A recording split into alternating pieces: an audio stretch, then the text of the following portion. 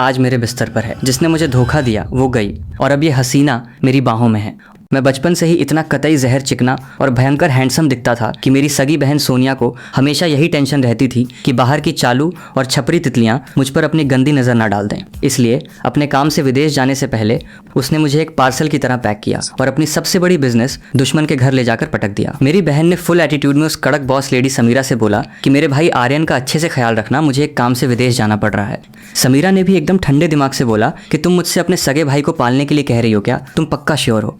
सोनिया ने कहा कि बिल्कुल श्योर हूँ। हम भले ही बिजनेस में एक दूसरे के जानी दुश्मन हैं, लेकिन बचपन की दोस्त भी तो हैं। उसने कहा कि तुम बस उसका ख्याल रखना, मैं तुम्हें इस काम के लिए एक भी पैसा कम नहीं दूंगी और मुंहमांगी रकम दूंगी। समीरा ने भी बिना एक सेकंड सोचे तुरंत बोल दिया कि मुझे तुम्हारे फालतू पैसों की कोई जरूरत नहीं है, बस आर्यन को मेरे पास छोड़ दो। ये सुनकर मेरा तो सिस्टम ही हैंग हो गया कि साला इस घमंडी और खतरनाक लड़की ने इतनी जल्दी कैसे हाँ कह दी, और वो भी बिना एक भी पैसा लिए। मुझे अंदर ही अंदर कोई भयंकर वाला लोचा लग रहा था कि ये पक्का मुझे कच्चा चबाने का थरकी प्लान बना रही है। लेकिन मेरे पास वहां रुकने के अलावा कोई और रास्ता भी नहीं था। मुझे अभी विदेश जाना था और सोनिया को यही डर था कि आर्यन पे बाहर की चालू लड़कियां अपनी गंदी नजर डालेंगी और उसे चूस कर बर्बाद कर देंगी। काफी दिमाग लगाने के बाद उसे लगा कि समीरा के पास रहना ही मेरे लिए दुनिया में सबसे सेफ जगह होगी, क्योंकि समीरा की प्राइवेट लाइफ एकदम साधु संतों जैसी साफ सुथरी है और उसके बिस्तर के आसपास आज तक कभी कोई फालतू लड़का नहीं फटका है। इसलिए वो पक्का आर्यन के बारे में कुछ भी थरकी या उल्टा सीधा नहीं सोचेगी। सोनिया ने उसे वार्निंग देते हुए कहा कि मुझे तुम्हें पहले ही बता देना चाहिए कि मेरा भाई बहुत सीधा है, इसलिए तुम उसे बिल्कुल परेशान नहीं करोगी। उसने कहा कि दोनों परिवारों की इस पुरानी दुश्मनी का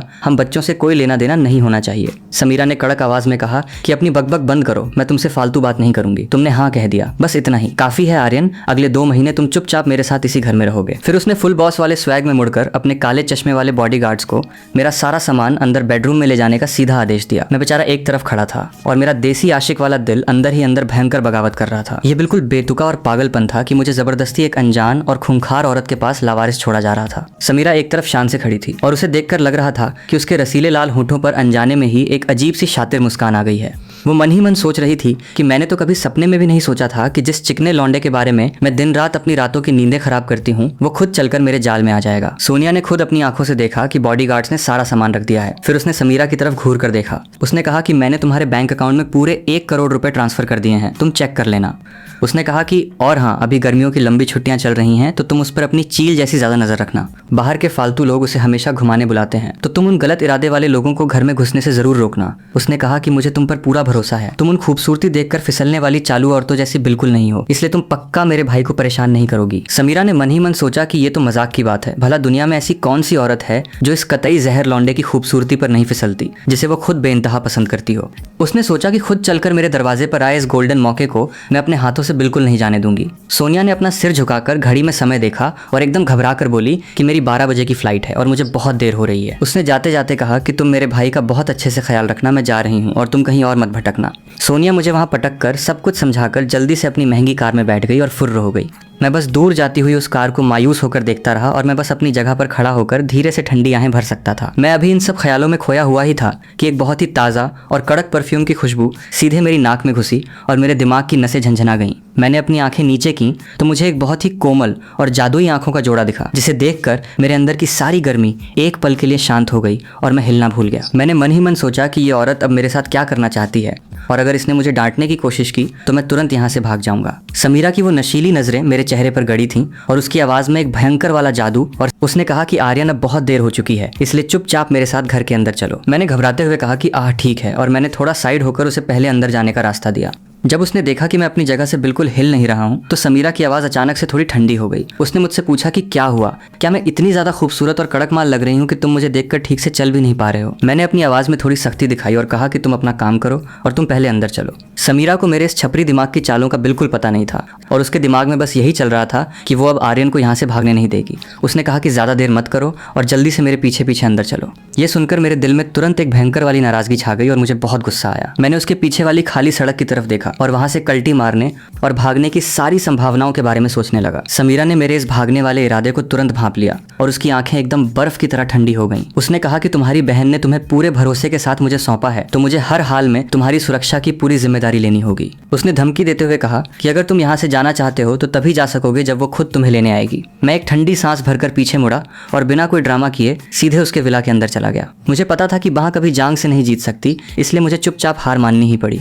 समीरा मन ही मन सोच रही थी कि अगर आर्यन सच में यहाँ से जाने की जिद करता तो मुझे समझ नहीं आता कि मैं उसे रोकने के लिए क्या करती। मैं लिविंग रूम में गया और फुल टशन दिखाते हुए सीधे उसके महंगे सोफे पर फैलकर बैठ गया। मैंने उससे पूछा कि मेरा वाला कमरा कहाँ है, मुझे वहाँ जाना है। उसने कहा कि सू यंग मास्टर को बता दूं कि दूसरी मंजिल पर सीढ़ियों से ऊपर जाते ही जो पहला कमरा है वो तुम्हारा है। मैंने नखरे दिखाते हुए कहा कि मुझे वो फालतू कमरा नहीं मांगता, मुझे वो वाला कमरा चाहिए जो एकदम कॉरिडोर के पास है। ठीक उसी समय समीरा मेरे पास अंदर आई तो मैंने तुरंत बात करने का अपना टपोरी लहजा बदल लिया और शराफत दिखाई। मैंने कहा कि तुमने मेरी बहन से वादा किया था कि तुम मेरा अच्छे से ख्याल रखोगी, इसलिए बस मुझे एक ऐसा कमरा चाहिए जो मुझे पसंद हो। उसने बिना पलक झपकाए कहा कि कोई बात नहीं, तुम मेरा मास्टर बेडरूम खाली कर दो और तुम वहीं सो जाना। ये सुनकर मेरी आंखें फटी की फटी रह गईं और मेरा दिमाग सुन्न पड़ गया कि साला ये खूंखार मालकिन मुझे अपना बेडरूम क्यों दे रही है। मैंने घबराते हुए कहा कि वो मुझे नहीं चाहिए, मुझे सच में तुम्हारा कमरा नहीं चाहिए, तुम बस तीसरी मंजिल पर कोई भी फालतू कमरा ढूंढ दो। उसने कहा कि सू यंग मास्टर, तीसरी मंजिल पर सोने के लिए कोई बेडरूम नहीं है। समीरा एक तरफ गई और उसने एक ग्लास में पानी डालकर एकदम प्यार से मुझे दे दिया। उसने कहा कि इस घर में सिर्फ 2 ही बेडरूम हैं, तुम उनमें से एक चुन लो, मुझे कोई भी चलेगा।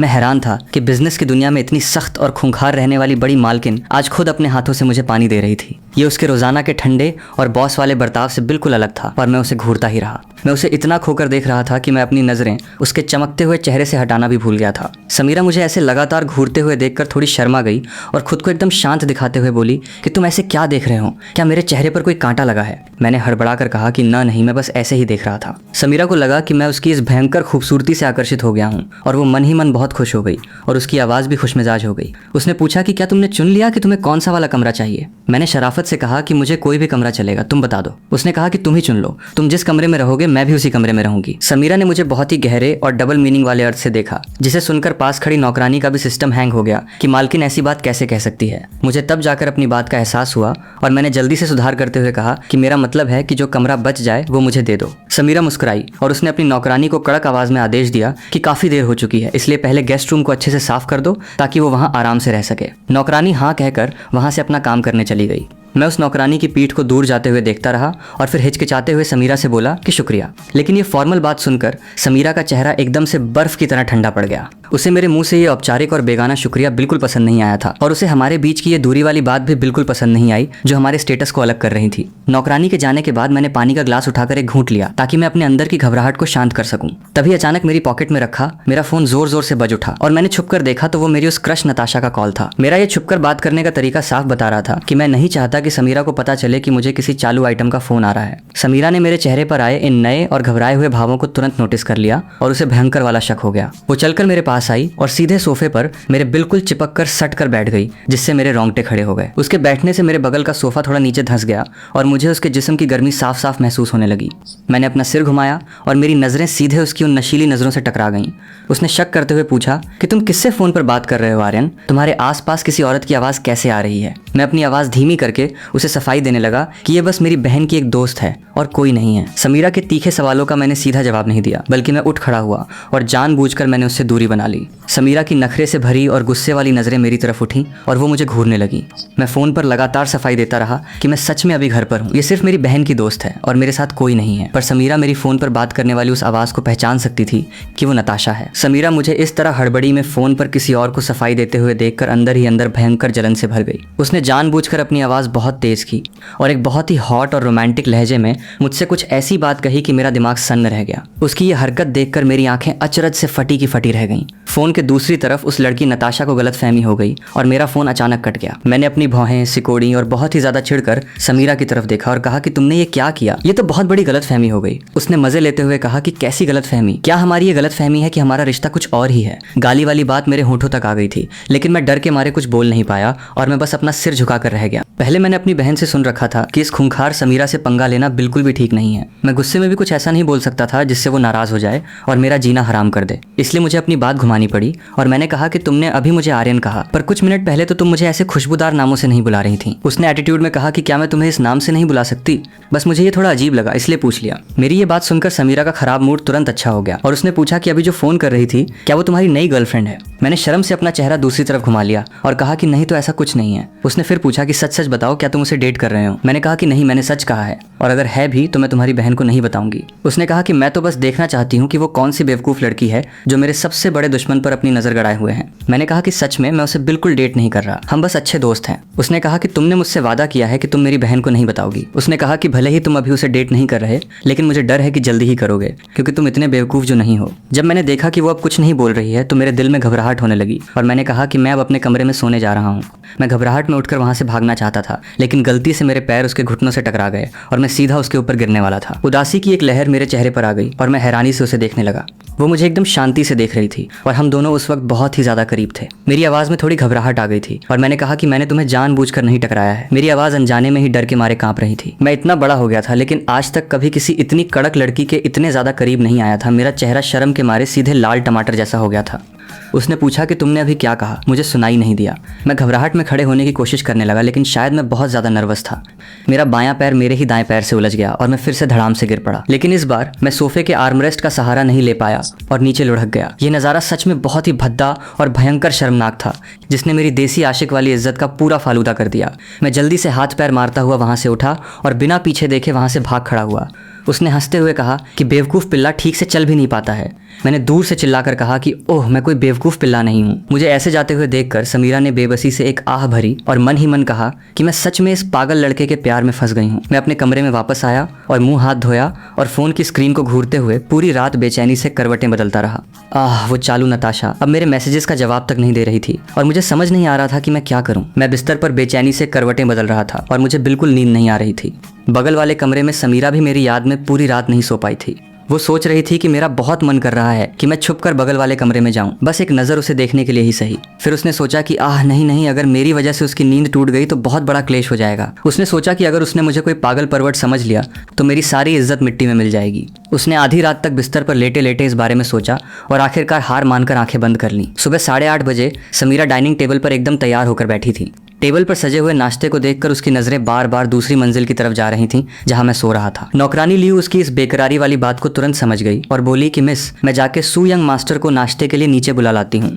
समीरा ने चुप रहकर अपनी रजामंदी दे दी। 10 मिनट बाद मैं अपनी आंखों के नीचे बड़े बड़े डार्क सर्कल्स और बिखरे हुए बालों के साथ उबासी लेते हुए नीचे आया। भला दुनिया का कौन सा कॉलेज का स्टूडेंट सुबह 8 बजे उठकर इतनी जल्दी नाश्ता करता है? मैंने चिढ़कर कहा कि कल रात मैं ठीक से नहीं सो पाया और ये सब सिर्फ तुम्हारी वजह से हुआ है नताशा। अब मुझसे बात तक नहीं कर रही है। ये सुनते ही समीरा का चेहरा तुरंत गुस्से से ठंडा पड़ गया। उसने मन ही मन सोचा कि कल रात मैंने किसी को उस नताशा नाम की औरत की जांच करने भेजा था और वो आजकल इस बेवकूफ पिल्ले के बहुत करीब आ रही है। उसने सोचा कि एक फालतू औरत की वजह से ये लड़का पूरी रात नहीं सोया। ये कितनी अजीब बात है। उसने मुझे ताना मारते हुए कहा कि तो क्या हुआ, अगर तुमने कल फालतू बातें नहीं की होती तो वो नताशा मुझसे बात करना बंद नहीं करती। समीरा ने अपने सामने रखी गर्म कॉफी का कप उठाया और एक घूंट लिया और अपने दिल की नाराजगी को दबा लिया। मैं डाइनिंग टेबल के पास आया और चुपचाप बैठ गया और धीरे धीरे अपना दलिया पीने लगा। मैंने बहुत ही सावधानी से उससे पूछा कि वो क्या तुम आज मेरे साथ उसे सब समझाने के लिए चल सकती हो? समीरा ने मुझे हल्के से देखा और कोई भी जवाब नहीं दिया और कुछ नहीं कहा। मेरी तो डर के मारे बोलती ही बंद हो गई और मैंने अपना सिर नीचे किया और चुपचाप दलिया पीने लगा। मैं मन ही मन खुद को कोस रहा था कि क्या मैं नींद में पागल हो गया था जो मैंने उससे ये बात कही। मेरी इतनी हिम्मत कैसे हुई उसे अपने साथ चलने का आदेश देने की? मैं तो सच में अपनी मौत को दावत दे रहा हूँ। जब मुझे लगा कि वो मेरी बात बिल्कुल नहीं मानेगी तो उसने अचानक पूछा कि कब जाना है? तुम चाहते हो न कि मैं तुम्हारे साथ चलकर उसे सब समझाऊं, पर आज मेरे लिए ये सब थोड़ा मुश्किल है। मैंने उम्मीद भरी नजरों से पूछा कि तो क्या तुम कल मेरे साथ चल सकती हो? उसने कहा कि हाँ, कल चल सकती हूँ, तुम आज घर पर ही आराम करो और कल मैं तुम्हारे साथ पक्का चलूंगी। उसने मन ही मन शातिर तरीके से सोचा कि मैं आज एक बहुत बड़ा नाटक प्लान करूंगी और कल तुम दोनों का हमेशा के लिए ब्रेकअप करवा दूंगी। मैं नहीं जानता था कि उसके इस तेज दिमाग में क्या खतरनाक खिचड़ी पक रही है। मैं तो बस बेवकूफों की तरह उसे एक बहुत ही अच्छी और दयालु इंसान समझ रहा था। मैं मन ही मन सोच रहा था कि क्या मैंने पहले उसके साथ बहुत बुरा बर्ताव किया था जो मुझे नहीं करना चाहिए था। मैंने सोचा कि आखिरकार वो मेरी बहन सोनिया की बचपन की दोस्त है, इसलिए मुझे आगे से उसके साथ अच्छे से पेश आना चाहिए। ये सोचकर मेरे देसी आशिक वाले दिल को थोड़ी शांति मिली और मैंने राहत की सांस ली। नाश्ता करने के बाद मैं सीधा वापस अपने कमरे में सोने के लिए चला गया और सोने से पहले मैंने उस नताशा को एक और मैसेज भेजा कि मैं कल किसी को लेकर आऊंगा और उस दिन की बात अच्छे से समझाऊंगा, पर उसका रिप्लाई आया कि इसकी कोई जरूरत नहीं है। अगले दिन सुबह सुबह मैं समीरा की चमचमाती हुई मेबैक कार में फुल टशन में बैठ गया। मैंने स्माइल करके कहा कि शुइंग दीदी थैंक यू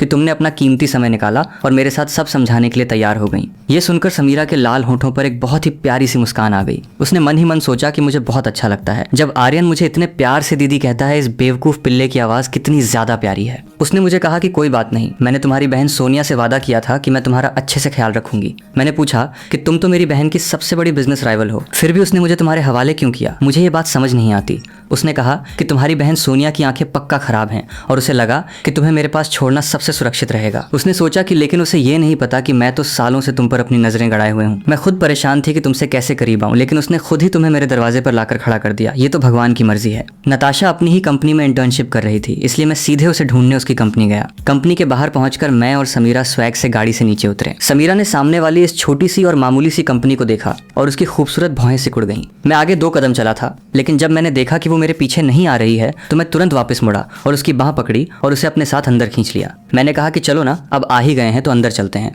समीरा की पलकें फड़फड़ाईं और उसकी नजर मेरे उस हाथ पर पड़ी जिसने उसकी कोमल बाह पकड़ रखी थी। वो बस मेरा हाथ कसकर पकड़ने ही वाली थी कि मैंने अचानक अपना हाथ छोड़ दिया। मैं तेजी से फ्रंट डेस्क की तरफ बढ़ा और समीरा भी धीरे धीरे मेरे पीछे आगे आई और मेरा हाथ पकड़ना चाहा। उसने मन में कहा कि हो गया, लेकिन मैं ठीक उसी वक्त वहां से मुड़ गया। समीरा ने अपने खाली हाथ को देखा और उसके दिल में थोड़ी निराशा हुई कि वो मेरा हाथ नहीं पकड़ पाई। उसने कहा कि चलो, और डोर कार्ड स्वाइप करके हम दोनों लिफ्ट में गए। मैं बार बार छुपकर उसका चेहरा देख रहा था और नोटिस कर रहा था कि वो अभी थोड़ी नाराज लग रही थी, पर मुझे समझ नहीं आ रहा था कि क्यों। मैंने सोचा कि चलो छोड़ो, थोड़ी देर में वो पक्का मेरे लिए सब कुछ अच्छे से समझा देगी और अब कोई और गड़बड़ नहीं होनी चाहिए। ये सोचकर मैंने अपना सिर उठाया और उसकी तरफ बहुत ही उम्मीद से देखा। मैंने कहा कि दीदी, थोड़ी देर में तुम सब कुछ अच्छे से समझा देना ताकि उसे फिर से कोई फालतू गलतफहमी ना हो जाए। मेरी बात खत्म होते ही लिफ्ट का दरवाजा खुला और मैं जल्दी से बाहर निकल गया। नताशा भले ही एक इंटर्न थी, लेकिन वो पहले ही सुपरवाइजर बन चुकी थी और उसका अपना एक अलग ऑफिस था। मैंने चारों तरफ देखा और उसका ऑफिस ढूंढ लिया और जब मैं पास गया तो मैंने देखा कि दरवाजा थोड़ा सा खुला हुआ था। मैंने सोचा कि क्या नताशा को पता था कि मैं आने वाला हूँ, इसलिए उसने जानबूझकर दरवाजा खुला रखा था। मैंने सोचा कि कल तो वो कह रही थी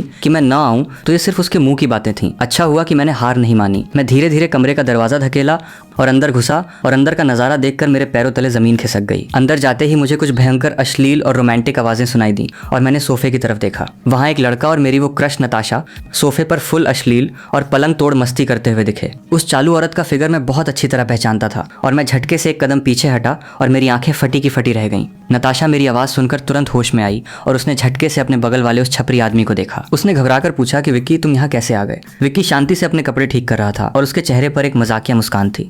उसने कहा कि नताशा, तुम क्या कह रही हो? मैं तो तुमसे मिलने आया था। नताशा घबराकर उठी और मेरी तरफ दौड़ कर आई और बोली कि आर्यन, तुमने जो देखा वैसा कुछ नहीं है। मेरी बात सुनो, मुझे लगा कि वो तुम हो। मैं उसके शरीर पर मौजूद उन गंदे निशानों को देखकर गुस्से से भड़क गया और मेरे सीने में बहुत तेज दर्द होने लगा। मैंने गुस्से से चिल्लाकर कहा कि तुम पागल हो क्या, जो मुझसे ऐसा घटिया झूठ बोल रही हो? नताशा मेरा हाथ पकड़ने के लिए आगे बढ़ी, लेकिन समीरा तुरंत बीच में आ गई और मुझे पीछे कर लिया। समीरा ने फुल बॉस वाली दहाड़ मारकर कहा कि तुम्हारी 2 कौड़ी की औकात नहीं है कि तुम इसे अपनी गंदी उंगलियों से छुओ। नताशा ने बेचारी और हैरान सी शक्ल बनाई और रोने का नाटक करने लगी। उसने कहा कि आर्यन, मेरी बात सुनो, सच में मुझे लगा कि वो तुम हो। मुझे नहीं पता कि वो कैसे बन गया। मैंने कड़क आवाज में कहा कि मुझे बताओ, मैं और वो कहाँ से एक जैसे दिखते हैं? धिक्कार है मुझ पर कि मैं लोगों को लेकर तुम्हें सफाई देने आया था। मैं सच में प्यार में अंधा था। उसने झूठे आंसू बहाते हुए कहा कि मुझे माफ कर दो आर्यन, मेरी गलती है। मैंने जानबूझकर ऐसा नहीं किया। मैं उसे बिल्कुल पसंद नहीं करती। मेरे दिल में सिर्फ तुम हो। नताशा बिना सिर पैर के मुझसे माफी मांग रही थी, लेकिन मेरी आंखों में उसके लिए सिर्फ और सिर्फ नफरत थी। मैंने अपना देसी टपोरी स्वैग दिखाते हुए कहा कि मुझ यंग मास्टर को तुम्हारे जैसी इस्तेमाल की हुई सेकंड हैंड चीज बिल्कुल नहीं चाहिए। मुझे तुम्हारी शक्ल से भी घिन आती है। मैंने कहा कि आज मैं यहाँ सिर्फ उस दिन की बात साफ करने आया था, लेकिन अब उसकी कोई जरूरत नहीं है। अब हम कभी नहीं मिलेंगे।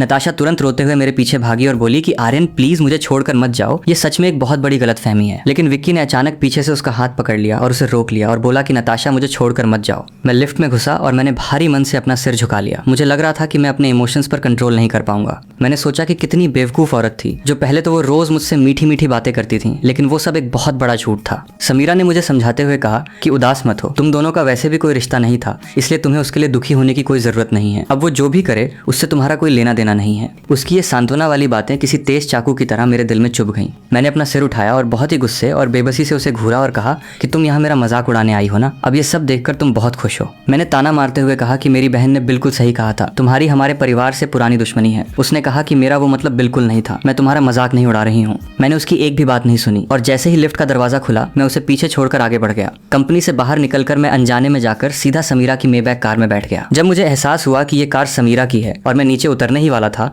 तभी दरवाजा लॉक होने की आवाज आई। वो पतली सी आकृति मेरे बहुत करीब आई और मैंने घबराकर अपना थूक निकला और पूछा कि तुम अब मेरे साथ क्या करना चाहती हो। समीरा ने बहुत ही प्यार से मेरे माथे पर हल्का सा टैप किया और मुझे पुचकारा। उसकी आवाज इतनी कोमल थी कि मुझे यकीन नहीं होता कि ये वही बिजनेस वाली सख्त औरत है। उसने कहा कि उदास मत हो, साथ आने से पहले ही तुमने उसका असली चेहरा देख लिया, ये तो बहुत अच्छी बात है। मेरे दिल में बहुत भयंकर दर्द हो रहा था और मुझे समझ नहीं आ रहा था कि नताशा ने मेरे साथ ऐसा क्यों किया। मैंने सोचा कि हम तो प्रेमी बनने ही वाले थे, फिर अचानक से मेरे साथ ऐसा कैसे हो गया। लेकिन मेरे अंदर का मेल ईगो मुझे कमजोर पड़ने की इजाजत नहीं दे रहा था। मैंने अपना चेहरा घुमा लिया और बोला कि मुझे क्या वो वैसे भी मेरे टाइप की बिल्कुल नहीं थी। गई तो गई, मुझे उसकी कोई परवाह नहीं है। समीरा को साफ दिख रहा था कि मैं अपने दर्द को छुपाने के लिए झूठ बोल रहा हूँ और उसने मजे लेते हुए पूछा कि क्या तुम सच बोल रहे हो। मैंने अपनी गर्दन घुमाई और उसे थोड़ी धमकी देते हुए कहा कि तुम ये बेइज्जती वाली बात मेरी बहन को बिल्कुल नहीं बताओगी। समीरा तुरंत मेरी ये शर्त मान गई और बोली कि फिक्र मत करो, मैं तुम्हारी बहन को कुछ नहीं बताऊंगी। मैंने कहा कि तो फिर अपने ड्राइवर से कहो कि मुझे घर छोड़ दे और तुम अपना काम कर सकती हो। उसने कहा कि ठीक है और समीरा ने कार का दरवाजा खोला और वो फुल स्वैग में नीचे उतर गई। उसने अपनी आंखों से मेबैक को जाते हुए देखा और फिर मुड़कर थोड़ी दूर खड़ी अपनी बेंटले की तरफ चल दी। बेंटले के पास नेहा उस लालची विक्की को 1 करोड़ का चेक दे रही थी, जिसे देखकर उस फटीचर की खुशी का कोई ठिकाना नहीं था। समीरा की नजरें बहुत ही नफरत से उस लालची विक्की पर पड़ी। उसने अपनी सेक्रेटरी से कहा कि इसे तुरंत देश से बाहर भेज दो, दोबारा ये मुझे इस शहर में नहीं दिखना चाहिए। इसे देखकर मुझे घिन आती है। मैं स्टेट वापस लौटकर खुद को अपने कमरे में बंद कर लिया और सोफे पर बैठकर खिड़की के बाहर देखता रहा। जब समीरा अपना काम खत्म करके वापस लौटी तो नौकरों ने उसे बताया कि मैंने दोपहर का खाना भी नहीं खाया है और खुद को कमरे में बंद कर लिया है। ये सुनकर वो तुरंत बहुत भयंकर गुस्सा हो गई और उसने मन ही मन सोचा कि ये बेवकूफ पिल्ला दिन में कह रहा था कि उसे कोई फर्क नहीं पड़ता और अब छुपकर देवदास बना बैठा है। उसकी हाई हील्स की टप टप आवाज सीढ़ियों से ऊपर आई और फिर मेरे दरवाजे पर हल्की सी दस्तक हुई। उसने बाहर से कहा कि आर्यन दरवाजा खोलो। समीरा की आवाज दरवाजे के पार से आई और जब मैंने उसे कोई भी जवाब नहीं दिया तो उसने एक और धमकी भरी बात कही। उसने कहा कि अगर तुमने अभी दरवाजा नहीं खोला तो मैं इसे तोड़कर सीधे अंदर आ जाऊंगी। उसकी बात खत्म होते ही समीरा किसी तरह अंदर आ गई। मैंने अपना सिर उठाकर उसकी तरफ देखा और मेरी आंखों में कोई फोकस नहीं था। उस वक्त ऐसा लग रहा था जैसे मैं दुनिया का सबसे बेबस इंसान हूँ। मेरी इस दयनीय हालत को देखकर समीरा का गुस्सा काफी हद तक कम हो गया। उसने कहा कि तुमने तो दिन में कहा था कि तुम्हें कोई परवाह नहीं है, तो फिर अब छुपकर भूखे क्यों बैठे हो। मैं अपने सामने खड़ी इस खूबसूरत औरत को देखा और बहुत ही बेबसी से पूछा। मैंने पूछा कि क्या इसलिए क्योंकि मैं काफी हैंडसम नहीं हूँ, वरना उसने मुझे छोड़कर उस फटीचर आदमी को क्यों चुना। मेरी बातों में छिपे इस कमतर एहसास को सुनकर उसके लहजे में बहुत गहरी नाराजगी थी। उसने कहा कि वो छपरी लड़की तुम्हारे लायक बिल्कुल नहीं है, चाहे परिवार की बात हो या शक्ल सूरत की। तुम्हें कोई ऐसा इंसान ढूंढना चाहिए जो तुम्हारे ज्यादा लायक हो। उसकी इन बातों में मेरे लिए कुछ छुपा हुआ इशारा था, लेकिन उस समय मेरा दिल इतना दुखी था कि मैंने उसकी बात पर ध्यान ही नहीं दिया। उसने प्यार से कहा कि चलो नीचे आकर खाना खाओ, तुम पूरे दिन से भूखे हो क्या, तुम्हारा पेट ये सब दर्द सह पाएगा। मैंने जिद करते हुए कहा कि मुझे कुछ नहीं खाना है। उसने कड़क आवाज में कहा कि अगर तुम अभी नहीं उठे तो मैं अभी तुम्हारी बहन को फोन कर दूंगी। उसकी बातों में साफ धमकी थी और इस धमकी ने मुझे मेरी उदासी से बाहर खींच लिया और मैंने कहा कि तुम बहुत ज्यादा कठोर और पत्थर दिल हो। मैंने आखिरकार हार मान ली और धीरे धीरे अपने जूते पहनकर नीचे खाना खाने गया। मैं डाइनिंग टेबल पर बैठा और बेमन से अपने बाउल में रखे चावलों को चम्मच से इधर उधर कर रहा था। उसने पूछा कि मेज पर इतने सारे पकवान हैं क्या, इनमें से कोई भी तुम्हारी पसंद का नहीं है। मैं सिर उठाए बिना ही बहुत कड़े लहजे में बोला कि मुझे भूख नहीं है। मुझे खुद नहीं पता था कि मुझे खाना पसंद नहीं आ रहा था या उसकी पाबंदियां पसंद नहीं आ रही थीं। समीरा ने और कुछ नहीं कहा, लेकिन मैं साफ तौर पे महसूस कर सकता था कि वो मुझसे दूरी बना रही है। खाना खाने के बाद जब मैं अपने कमरे में वापस आया तो ऑफिस का वो अश्लील नज़ारा मेरे दिमाग से जा ही नहीं रहा था। मैं जितना सोच रहा था उतना ही मैं चिढ़ रहा था और मेरा खून खौल रहा था। मैं किसी तरह कमरे से बाहर निकला और काफी देर तक झिझकने के बाद मैंने बगल वाले कमरे में समीरा का दरवाजा खटखटाया। काफी देर इंतजार करने के बाद भी जब कोई हलचल नहीं हुई तो मेरा हौसला टूटने लगा। तभी अचानक दरवाजा खुला और मैं सामने खड़ी औरत को देखकर एकदम हैरान रह गया। वो अभी अभी नहाकर निकली थी और उसके बाल आधे सूखे और आधे गीले होकर उसके कंधों पर पड़े थे। वो उस वक्त बहुत ही ज्यादा सेक्सी और रिलैक्स लग रही थी और मैंने सोचा कि उसने ऐसे ही दरवाजा क्यों खोल दिया। मेरी नजरें अनजाने में ही उसके गोरे शरीर की तरफ चली गईं और मैंने मन ही मन कहा कि गलत बात, मैं ये सब क्या कर रहा हूँ। उसने पहले बोलना शुरू किया और उसके लहजे में थोड़ी हैरानी थी और उसने पूछा कि क्या मुझसे कोई काम है जो तुम यहाँ आए हो। मैंने हड़बड़ाते हुए कहा कि कुछ खास नहीं, बस ऐसे ही आ गया था। ये कहकर मैं तुरंत वहां से भागना चाहता था, लेकिन उसने मेरा हाथ पकड़कर मुझे रोक लिया। पीछे से उसकी आकर्षक आवाज आई और उसने पूछा कि आर्यन कहाँ जा रहे हो। मैं रुक गया और थोड़ी घबराहट के साथ बोला कि मैं बाहर जाके 2 ड्रिंक पीना चाहता हूँ। मेरी बात खत्म होते ही उसने सख्त आवाज में कहा कि तुम्हें जाने की इजाजत नहीं है, बहुत देर हो चुकी है। मैं हिम्मत जुटाकर उसका विरोध किया और बोला कि मुझे जाना है, मेरा दिल बहुत दुखी है। उसने कहा कि घर में बहुत शराब है, अगर तुम्हें पीना है तो घर पर ही पियो, बाहर जाने की कोई जरूरत नहीं है। ये कहकर उसने बेडरूम का दरवाजा बंद कर दिया और मेरा हाथ पकड़ लिया। मैं बस उसके गोरे हाथ को देखता रहा और वो मुझे लेकर बेसमेंट में बनी वाइन सेलार में गई। उसने मेरा हाथ नहीं छोड़ा और एक काले और सुनहरे वाइन कैबिनेट से एक बहुत ही महंगी रेड वाइन की बोतल निकाली। उसने उसे खोला और डिकेंटर में डाल दिया, जिससे रेड वाइन की खुशबू चारों तरफ फैल गई। उस खुशबू को सूंघकर मैंने अनजाने में अपना थूक निकला, क्योंकि मैंने शायद पहले कभी रेड वाइन नहीं पी थी, बस कुछ बार कॉकटेल चखी थी। पहले हमेशा मेरी बहन मुझे रोक देती थी और कहती थी कि शराब पीने से लड़के गुस्सैल और थरकी हो जाते हैं और खुद पे कंट्रोल खो देते हैं। ये सोचकर मैं पूछने से खुद को नहीं रोक पाया और मैंने पूछा कि क्या इसे पीने से मैं गुस्सैल और चिड़चिड़ा हो जाऊंगा, क्योंकि मेरी बहन ने मुझे यही बताया है। समीरा ने हल्की सी हंसी के साथ पूछा कि तुम्हें ये बेवकूफ़ी वाली बात किसने बताई है। मैंने मासूमियत से कहा कि ये सब मेरी बहन ने बताया है। उसने समझाया कि लिमिट में रेड वाइन पीना सेहत के लिए अच्छा होता है, बस थोड़ी सी पी सकते हो, ज्यादा नहीं। मेरी आंखें तुरंत चमक उठी और मैंने डिकेंटर को घूरते हुए पूछा कि क्या अब मैं इसे पी सकता हूँ। उसने कहा कि थोड़ा और इंतजार करो, जब ये पूरी तरह से सांस ले लेगी तो इसका कसैलापन कम हो जाएगा। मैंने मन महसूस कर इंतजार किया और 2 सेकंड बाद फिर से पूछ लिया कि क्या आप पी सकते हैं। समीरा ने अपनी आंखें उठाकर मुझे देखा और उसकी आंखों में एक प्यारी सी हंसी थी। उसने डिकेंटर उठाया और रेड वाइन को धीरे से एक वाइन ग्लास में डालकर मेरे सामने कर दिया। उसने पूछा कि क्या तुम्हारी बहन आमतौर पर तुम्हें शराब छूने भी नहीं देती। मेरे होंठ फड़के, लेकिन मैंने अपनी इज्जत बचाने के लिए सच नहीं बताया। मैंने टशन में कहा कि ऐसी कोई बात नहीं है, मेरी बहन मुझे पीने देती है। उसने हल्की सी मुस्कान दी और मेरे इस झूठ को नहीं पकड़ा और वो मेरे बगल वाले स्टूल पर बैठ गई। मैंने वाइन ग्लास उठाकर एक छोटा सा घूंट लिया और घूंट लेते ही तुरंत मेरी भौहें सिकुड़ गईं। मैंने कहा कि ये बहुत कसैली और कड़वी है, बिल्कुल भी अच्छी नहीं है, इससे अच्छी तो वो मीठी वाली कॉकटेल होती है। उसने पूछा कि तुम्हें इसकी आदत नहीं है ना, क्या मैं तुम्हारे लिए थोड़ा फ्रूट जूस लाऊं। मैं अपनी इस बेइज्जती पर नाराजगी से उसे घूरा और गुस्से में वाइन ग्लास की सारी रेड वाइन एक ही झटके में पी गया। मेरे मुंह में मीठा और तीखा सा स्वाद फैल गया और मैंने कहा कि ये वाइन तो सिर्फ दिखने में अच्छी है। समीरा ने अपनी लाल होंठों से हल्की सी मुस्कान दी और खुद भी एक घूंट लिया। जब उसने देखा कि मैंने खुद के लिए एक और ग्लास डाल लिया है तो उसने मुझे चेतावनी दी कि धीरे पियो, कहीं नशा न हो जाए। मैंने हम्फ किया और बोला कि ये यंग मास्टर 1000 कप पीकर भी नशे में नहीं आता है, और मैंने फुल स्वैग में एक और ग्लास एक झटके में खाली कर दिया। लेकिन ये वाइन पेट में जाते ही मेरा सिस्टम हिल गया और मेरा सिर चकराने लगा और मेरी नजरें धुंधली होने लगीं। मैं पूरी तरह से बार काउंटर पे गिर गया और मेरा वहां से हिलने का कोई मन नहीं कर रहा था। समीरा मुस्कुराते हुए अपना सिर हिला रही थी और आराम से अपनी वाइन का मजा ले रही थी। वो खुद से बड़बड़ा रही थी कि लगता है आर्यन सच में अपनी बहन को पराया नहीं समझता। मैं नशे में धुत्त होकर अपना सिर उठाया और उसके चेहरे को घूरते हुए लड़खड़ाती जुबान में आशिकों की तरह कहा कि दीदी तुम सच में बहुत ज्यादा हॉट और सुंदर हो। समीरा की आंखों में खुशी की चमक आ गई और उसने मेरे बहुत करीब आकर पूछा कि क्या सच में। मैं जोर से सिर हिलाया और कहा कि तुम बहुत खूबसूरत हो। नहीं, मेरा सिर और भी ज्यादा घूमने लगा था और मैं उसके आकर्षक लाल होंठों को घूर रहा था। मेरे दिमाग में फिर से नताशा के ऑफिस का वो गंदा नजारा आने लगा और मुझे बहुत दुख हो रहा था। मैंने शराब के नशे का फायदा उठाया और खिसक कर उसके बहुत करीब चला गया।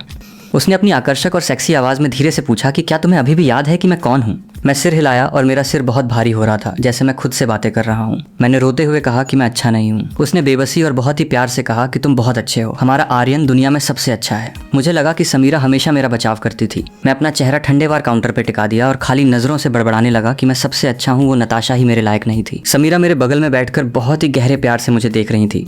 उसने सोचा कि ये बेवकूफ पिल्ला इतना ज्यादा रिएक्ट क्यों कर रहा है, ये तो पक्का प्यार का पागल है। कुछ ही देर बाद मुझे तेज नींद आने लगी और उसने मुझे आवाज दी कि आर्यन उठो। जब मैंने कोई जवाब नहीं दिया तो उसने एक बॉडीगार्ड को बुलाकर मुझे वापस मेरे कमरे में भेज दिया। जब समीरा मेरे बिस्तर पर मेरे ऊपर रजाई ठीक कर रही थी तो मैं आधी नींद में जागा। मेरी आंखों में सिर्फ उसके रसीले लाल होंठ दिख रहे थे और मैंने किसी अनजान थर की ताकत के वश में होकर अपना सिर उठाया और उसके करीब ले गया। समीरा की आंखें तुरंत चौड़ी हो गईं और वो यकीन न कर पाने वाले भाव से मुझे देखने लगी और मैं नशे में धुत होकर उसकी तरफ मुस्कुरा रहा था। उसने बहुत ही गंभीर होकर मुझसे पूछा कि आर्यन क्या तुम्हें पता है कि मैं कौन हूँ।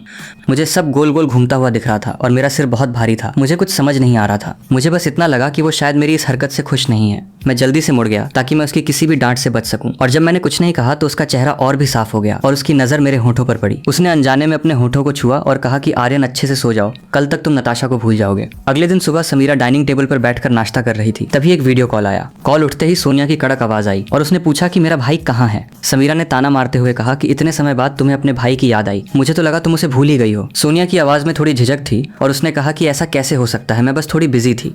समीरा ने ठंडे लहजे में कहा कि मैंने पहले ही पता कर लिया है, तुम विदेश काम से नहीं जा रही हो बल्कि साफ तौर पर किसी आदमी का पीछा करने जा रही हो। उसने कहा कि बिजी हो तो फोन मत करना, तुम्हारा भाई मेरे पास बिल्कुल ठीक है, उसे खाने की कोई कमी नहीं होगी। सोनिया ने कहा कि ऐसा नहीं हो सकता, अगर तुमने उसे परेशान किया तो मैं क्या करूंगी।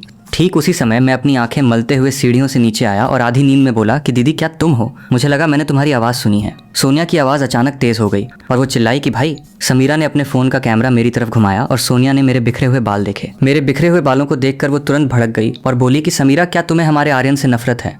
समीरा मुझे उलझन भरी नजरों से देखने लगी। जाहिर है उसे उम्मीद नहीं थी कि सोनिया इस छोटी सी बात पर गुस्सा करेगी। अपनी बहन की बातें सुनकर मुझे इतनी शर्म आ रही थी कि मैं जमीन में गड़ जाना चाहता था। सोनिया ने कहा कि क्या तुम मेरे भाई के लिए बाल सुखाने और कपड़े चुनने का काम नहीं कर सकती। सोनिया अभी गुस्सा होने ही वाली थी कि अचानक उसे कुछ याद आया और वो तुरंत घमंड से भर गई। उसने कहा कि सही बात है, तुम तो सिंगल हो, तुम्हारा न कोई भाई है न बॉयफ्रेंड, तो तुम्हें ये सब समझ में न आना भी नॉर्मल है। समीरा उसकी ये बात सुनकर और भी अवाक रह गई और उसने कहा कि मैं समझ गई, तुम यहाँ अपने रिलेशनशिप का दिखावा करने आई हो। समीरा ने स्क्रीन में सोनिया को देखा और उसके चेहरे पर तिरस्कार था। उसने कहा कि तुम अभी जितना हंसना चाहो हंस लो, जब मैं तुम्हारे भाई को अपना बना लूंगी तब देखूंगी तुम हंस पाती हो या नहीं। सोनिया ने कहा कि तुम्हें एक स्टाइलिस्ट को बुलाना चाहिए जो मेरे भाई का इमेज मैनेजमेंट करे। आर्यन घर पे ऐसा ही रहता है। मैं आगे गया और धीरे से बोला कि दीदी मैं अपना काम खुद कर सकता हूँ। उसने डांटते हुए कहा कि क्या कर सकता है, तेरी बहन ने उसे पैसे दिए हैं, तू घर पर जैसा रहता है वैसा ही वहाँ भी रहेगा, खुद को परेशान मत कर। मैं डर के मारे कुछ बोलने की हिम्मत नहीं कर पाया और मैंने छुप कर समीरा को देखा जिसके चेहरे पर कोई इमोशन नहीं था। उसने कहा कि ये कोई बहुत बड़ी बात नहीं है, छोटे यंग मास्टर का तो अच्छे से स्वागत होना ही चाहिए। उसने मन ही मन कहा कि अगर मैं यहाँ उसे अच्छे से नहीं रखूंगी तो मैं उसे बेवकूफ़ बनाकर अपना कैसे बना पाऊंगी। मेरी बहन ने फिक्र करते हुए पूछा कि भाई समीरा ने तुम्हें परेशान तो नहीं किया ना। मैंने शराफत से कहा कि नहीं दीदी, बहुत अच्छी हैं। समीरा ने फोन पर अपनी आंखें घुमाई और कड़क आवाज में कहा कि मुझे दीदी मत बुलाओ। मैं उलझन में पड़ गया और मैंने पूछा कि तो फिर मैं उसे क्या बुलाऊं। मेरी बहन ने कहा कि उसे समीरा बुलाओ।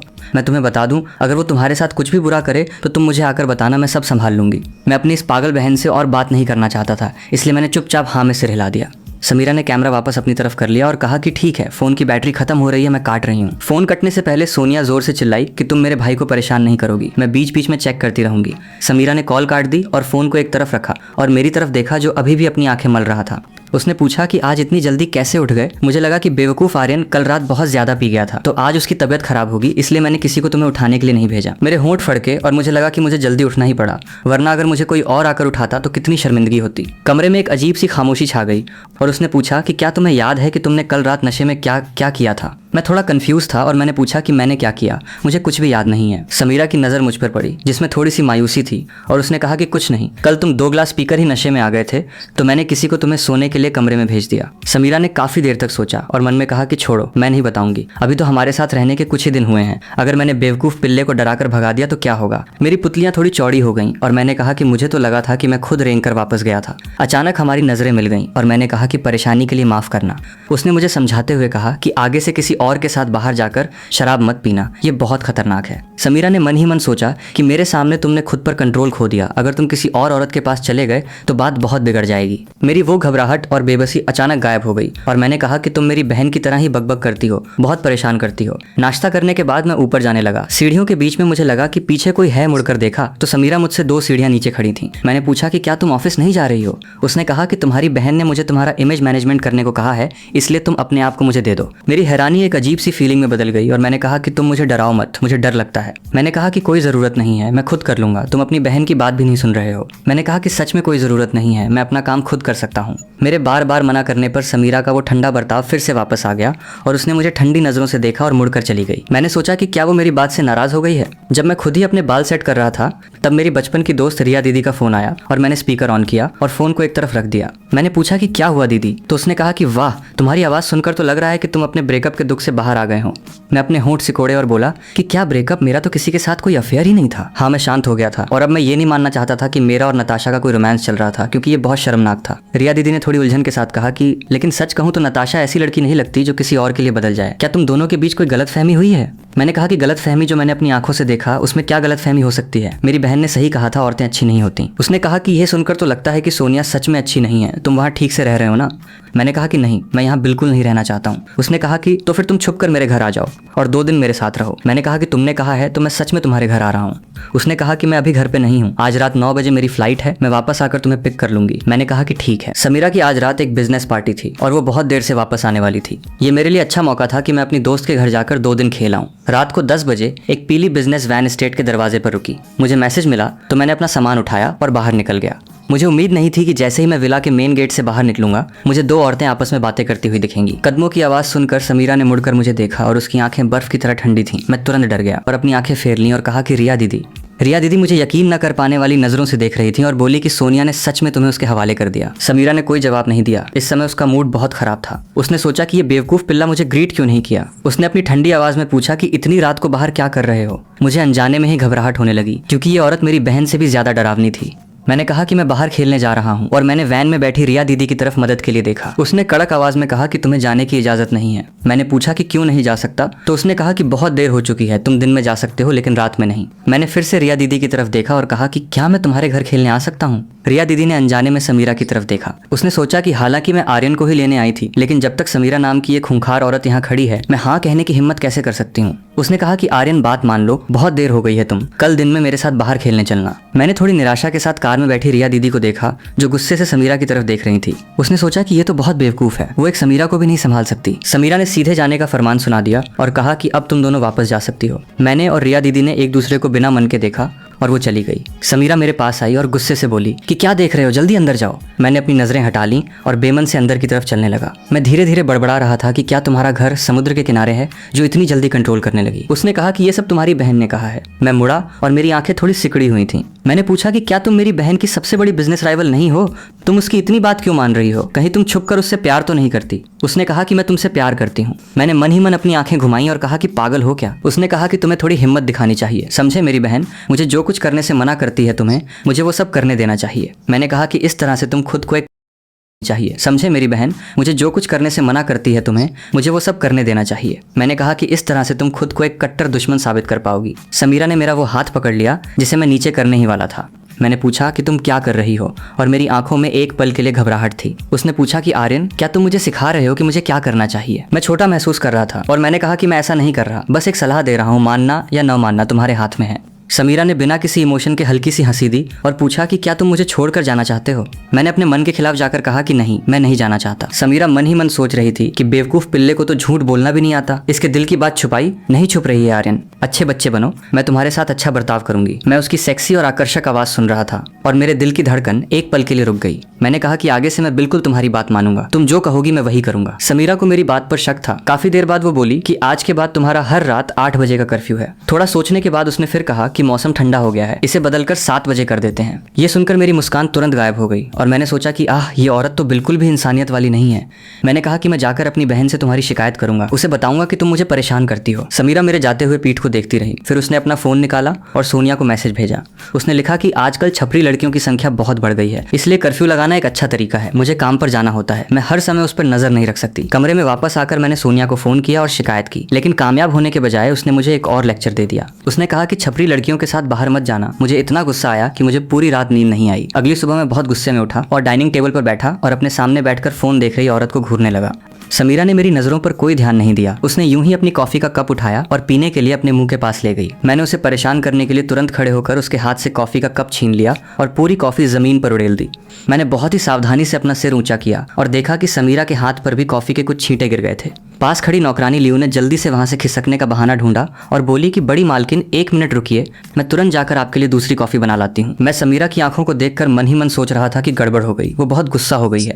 मैंने उसे देखा और सोचा कि अरे वो मुझे डांट क्यों नहीं रही है? अगर वो मुझे नहीं डांटेगी तो मैं अपनी बहन से शिकायत करके वापस घर कैसे जाऊंगा? तभी नौकरानी एक और कॉफी का कप लेकर आई तो मैंने तुरंत वो कप उठाया और एक बड़ा सा घूंट पीकर उसे जूठा कर दिया। मैंने सोचा कि इसे साफ सफाई की बहुत बीमारी है, अब ये पक्का मुझे मारेगी। पर उसने ठीक उसी जगह पर अपने होंठ रखे जहां से मैंने अभी अभी कॉफी पी थी। उसने एक ही सांस में पूरी झूठी कॉफी पी ली और मेरे मुंह से एक शब्द नहीं निकला। मेरी आंखें फटी रह गईं। पास खड़ी नौकरानी के चेहरे पर भी ऐसे भाव थे जैसे उसने कोई भूत देख लिया हो। समीरा ने बहुत ही शांति से कहा कि आज की कॉफी काफी मीठी है। मैंने मन ही मन सोचा कि कहां से मीठी है क्या, इसके टेस्ट बर्ड्स में कोई दिक्कत है। लेकिन नौकरानी ने इशारों की बात समझ ली और सोचा कि मैंने तो कहा ही था, बड़ी मालकिन इतनी आसानी से किसी को अपने घर में क्यों रहने देगी, तो असल में ये उनके दिल का राजा है। समीरा उठी और बहुत ही चालाकी से बोली कि मैं काम पर जा रही हूँ, अगर तुम्हें बाहर खेलने जाना हो तो याद रखना रात 8 बजे से पहले घर आ जाना। मैंने सोचा कि ये कुछ अजीब है, मेरी बहन ने साफ साफ कहा था कि इसे साफ सफाई की बीमारी है, क्या जानकारी गलत थी। मैंने समीरा को देखा, जब उसने मुझे खोया हुआ देखा तो वो सीधे वहां से जाने लगी। मैंने पीछे से आवाज दी और समीरा के कदम रुक गए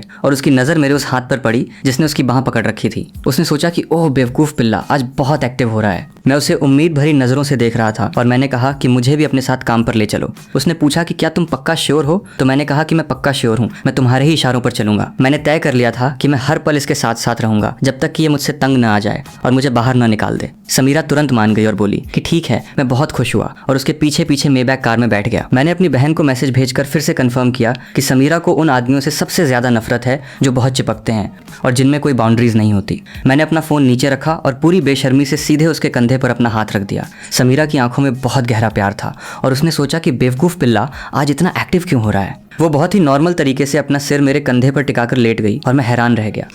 मैंने सोचा कि इसका क्या मतलब है, ये मुझ पर क्यों झुक रही है, क्या इसे मुझे सीधा धक्का नहीं दे देना चाहिए था। मैंने थोड़ी हिचकिचाहट के साथ पूछा कि क्या तुम मुझे धक्का नहीं दोगी।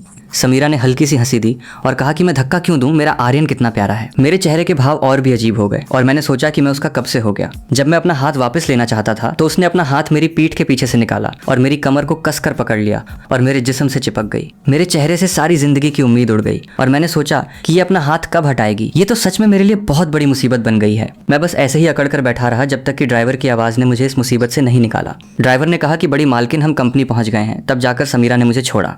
उसने कहा कि आर्यन तुम पहले उतरो और उसने सोचा कि मुझे लगता है कि मुझे अपने इमोशंस को थोड़ा शांत करने की जरूरत है। उसने मन ही मन कहा कि बेवकूफ पिल्ले को गले लगाना बहुत आरामदायक था। मैं अपनी हमेशा वाली शांत इमेज भी बरकरार नहीं रख पा रही हूँ। तभी असिस्टेंट नेहा लिफ्ट से बाहर आई और बोली कि हेलो सू यंग मास्टर, मैं आपको ऊपर ले चलती हूँ। मैंने पीछे मुड़कर समीरा को देखा जो अभी भी कार में बैठी थी। वो अपनी आंखें बंद करके आराम कर रही थी। मैंने पूछा कि वो क्यों नहीं आ रही है। नेहा ने शायद मेरे मन की बात समझ ली और सफाई देते हुए कहा कि बॉस को कुछ काम निपटाना है, आप चलिए। मैं मन ही मन बड़बड़ाया कि क्या वो ऐसे सोते हुए काम निपटाती है। नेहा ने मुझे अपने मन से प्रेसिडेंट के ऑफिस में लाकर बिठा दिया। नेहा ने मन ही मन सोचा कि मुझे पता है कि बॉस सालों से आर्यन से छुपकर प्यार करती हैं और उनकी दीवानी है। मैं उन गिने चुने लोगों में से हूँ जो ये बात जानते हैं। उसने सोचा कि सोनिया अक्सर आर्यन को अपने साथ बाहर ले जाती थी और बॉस हमेशा किसी न किसी तरह से वहां पहुंचने का बहाना ढूंढ ही लेती थी। उसने सोचा कि वो छुप छुप कर आर्यन को घूरती रहती थी। मैंने चिढ़कर कहा कि तुम हर बार मुझे यहाँ क्यों बेवकूफ बनाते हो, ये बहुत परेशान करने वाला है। नेहा ने सोचा कि कुछ दिन पहले एक पार्टी हुई थी और बॉस वहां भी उनके पीछे पीछे गई थी। उसने सोचा कि एक अमीर घर की लड़की ने आर्यन से बात करने की कोशिश की थी तो बॉस ने सीधे लोगों को बुलाकर उसे वहां से बाहर फेंकवा दिया था। ये लड़का सच में बहुत बेबस है। तो मेरे जिगरी दोस्तों, आगे की कहानी सुनने से पहले